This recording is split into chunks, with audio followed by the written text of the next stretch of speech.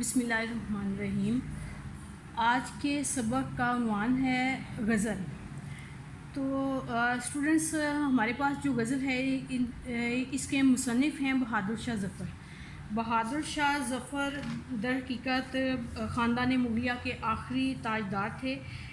تو جب انہوں نے بادشاہت سنبھالی اس وقت مغلیہ اقتدار بہت کمزور ہو چکا تھا، اور لیکن ان کے اپنی طبیعت جو ہے اس میں شاعری موجود تھی، اور اس کے ساتھ ساتھ ان کے ساتھ جو بھی انگریزوں نے جو سلوک رکھا اور جو ان کے خاندان کے ساتھ جو بھی ناانصافیاں کی، جو ان کو دکھ دیے، وہ تمام کے تمام اثرات جو ہیں وہ ان کی شاعری میں موجود ہیں۔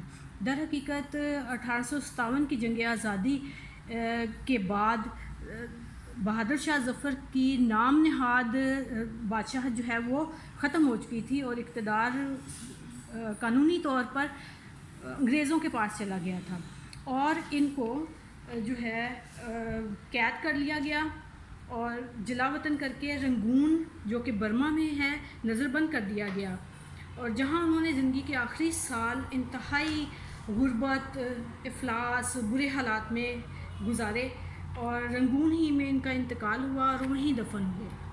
لہٰذا ان کی بادشاہت ختم ہونے کے ساتھ ہی ان کے خاندان کے تمام لوگوں کے ساتھ انگریزوں نے بہت برا سلوک کیا۔ ان کے بیٹوں کو سرِ عام پھانسیاں دے دی گئیں، ان سے تمام اثاثات جو ہے وہ لوٹ لیے گئے، اور لہٰذا ان کا دل ٹوٹ چکا تھا، اور یہ حسرت اور یاس اور ٹوٹا ہوا دل ان کی تمام شاعری میں موجود ہے۔ اب ہم اس میں دیکھتے ہیں کہ اس کے مفہوم کیا ہے۔ تقریباً وہی خیالات جو ہے وہ تمام شعروں میں ان کے ڈھلے ہوئے نظر آتے ہیں، اور اس کا مفہوم پہلے شعر سے ہم سٹارٹ لیتے ہیں۔ لگتا نہیں ہے دل میرا اجڑے دیار میں، کس کی بنی ہے عالم ناپائیدار میں۔ اس شعر میں شاعر جو ہے وہ بہت زیادہ دکھی اور غمگین نظر آتا ہے، اور شاعر نے کہا ہے کہ میرا اس اجڑی ہوئی بستی میں، دیار کا مطلب ہوتا ہے محبوب کی بستی، یعنی کہ اجڑے ہوئے ملک میں میرا اب دل جو ہے وہ بھر چکا ہے، اور مجھے بے شمار زخم دیے گئے، اور میں بہت ناکام اور دکھی انسان ہوں۔ لیکن جب میں یہ سوچتا ہوں کہ اس عارضی دنیا، عالم ناپائیدار کا مطلب ہے عارضی دنیا، اس عارضی دنیا میں کوئی انسان جس کو زندگی ملتی ہے وہ ہمیشہ نہیں، اس نے ایک نہ ایک دن ختم ہو جانا ہے۔ جب میں شاعر کہتا ہے کہ جب میں یہ سوچتا ہوں تو مجھے سکون ہوتا ہے، اور مجھے یہ احساس ہوتا ہے کہ ایک نہ ایک دن تو میری زندگی کا خاتمہ ہوگا، اور میری زندگی کے خاتمے کے ساتھ ہی میرے دکھ بھی ختم ہو سکیں گے جو کہ زندگی میں نہ ہوئے۔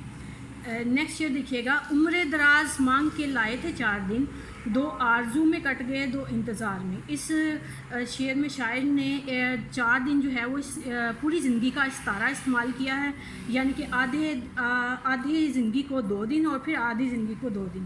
شاعر نے کہا کہ ہمیں جو زندگی ملتی ہے وہ ہم اللہ تعالیٰ کی عطا کردہ ہوتی ہے، لیکن اس میں سے آدھی زندگی ہم آرزوؤں کو سمیٹتے ہوئے گزار دیتے ہیں، اور آدھی زندگی جو ہے ہم ان آرزوؤں کو پورا کرنے کی کوشش میں گزار دیتے ہیں۔ اگلا شعر جو ہے یہ بڑا دلچسپ ہے۔ بلبل کو باغباں سے نہ صیاد سے گلا، قسمت میں قید لکھی تھی فصل بہار میں۔ اب بلبل شاعر نے اپنے آپ کو کہا ہے، باغبان ان کی حکومت کے جو پیروکار تھے، ان کی حکومت میں مدد کرنے والے وزیر مشیر وغیرہ تھے، اور صیاد انہوں نے انگریزوں کو کہا ہے۔ صیاد کا مطلب ہوتا ہے شکاری۔ اب شاعر نے کہا ہے کہ مجھے کسی سے کوئی گلا شکوہ شکایت نہیں ہے، میں وہ بلبل ہوں جس کو اپنے نہ رکھوالوں سے کوئی شکایت ہے نہ شکاری سے۔ میں نے یہ مان لیا ہے کہ یہ قید میری قسمت میں لکھی جا چکی تھی، اور یہ مجھے مل کر ہی رہنی تھی، لہٰذا مجھے کسی سے کوئی گلا شکوہ نہیں ہے۔ اگلا شعر دیکھیں۔ ان حسرتوں سے کہہ دو کہیں اور جا بسیں، اتنی جگہ کہاں ہے دل داغدار میں۔ اب اس میں یہ ان کے دکھوں کو بھرپور انداز سے یہ شعر جو ہے وہ شو کر رہا ہے، اور اس سے پتہ چلتا ہے کہ ان کا دل کتنا ٹوٹ چکا ہے۔ وہ شاعر نے کہا کہ میرا دل حسرتوں سے، دکھوں سے چھلنی ہو گیا ہے، اور میں کوئی اور خواہش اپنے دل میں پالنے کی جرت نہیں کر سکتا، کیونکہ میری کوئی خواہش پوری نہیں ہوگی، اور جب کوئی خواہش پوری نہیں ہوگی تو یہ ایک حسرت رہ جائے گی، اور حسرت جو ہے وہ ایک داغ بن جائے گا۔ میرے دل میں پہلے ہی بے شمار داغ ہیں، اور میرا دل چھلنی ہو چکا ہے، مزید کوئی غم برداشت کرنے کی میرے اندر طاقت نہیں ہے۔ لہٰذا ان حسرتوں سے، ان خواہشوں سے کہو کہ کوئی اور دل تلاش کریں جہاں پر ان کا جو ہے مسئلہ حل ہو سکے۔ دن زندگی کے ختم ہوئے، شام ہو گئی، پھیلا کے پاؤں سوئیں گے کنجے مزار میں۔ کنجے مزار ہے مزار کا کونا۔ شاعر نے کہا، شاعر اب اس شعر میں یہ بتانے کی کوشش میں ہے کہ میری زندگی ختم ہونے والی ہے، بڑھاپا آ گیا ہے اور شام ہونے والی ہے زندگی کی۔ شاعر نے کہا کہ جو سکھ مجھے زندگی میں نصیب نہ ہو سکے وہ مجھے مرنے کے بعد نصیب ہو جائیں گے، یعنی کہ میں سکون سے اپنے قبر میں پاؤں پھیلا کر سو سکوں گا، اور چونکہ مجھے زندگی میں کبھی سکھ سے سونا نصیب نہیں ہوا، زندگی گزارنا نصیب نہیں ہوا۔ آخری شعر دیکھیں، کتنا ہے بد نصیب ظفر دفن کے لیے، 2 گز زمین بھی نہ ملی کوئے یار میں۔ کوئے یار ہے محبوب کی گلی، لیکن اس میں ان کا مطلب ہے کہ اپنا محبوب وطن۔